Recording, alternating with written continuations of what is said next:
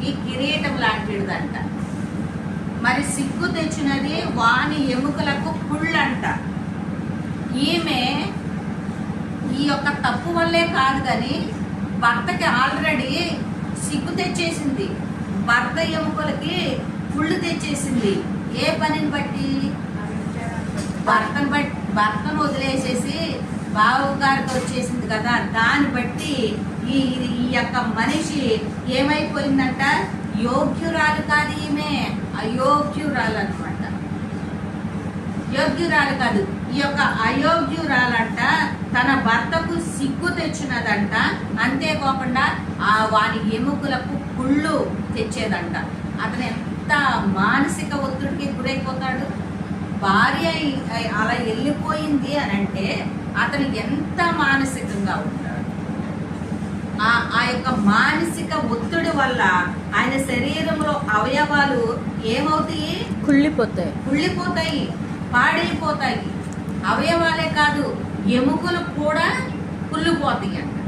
అసలు ఎంత దారుణమైనటువంటి పనుల వల్ల మనుషులు ఒకరు చేసిన పనిని బట్టి అటు బిడ్డ పాడైపోయింది, ఏ రోజు పాడైపోయాడు, వాళ్ళు సేవకులు పాడైపోయారు, చివరికి భర్త కూడా పాడైపోయాడు. అంతేకాకుండా మరి ఇంకొక మాట కూడా చూద్దాము.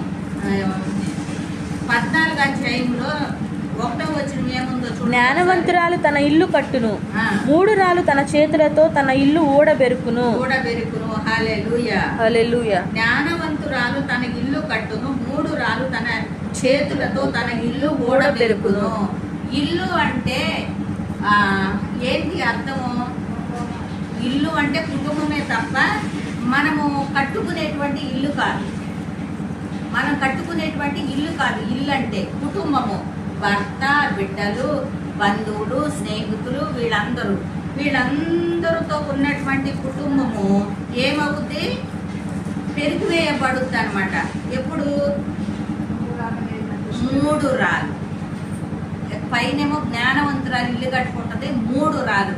అక్కడ అజ్ఞానురాలు అనే మాట చిన్న మాట అవుద్దని చెప్పని బైబిల్ గ్రంథంలో దేవుడు మూర్ఖురాలు అని పెట్టించాడు అనమాట.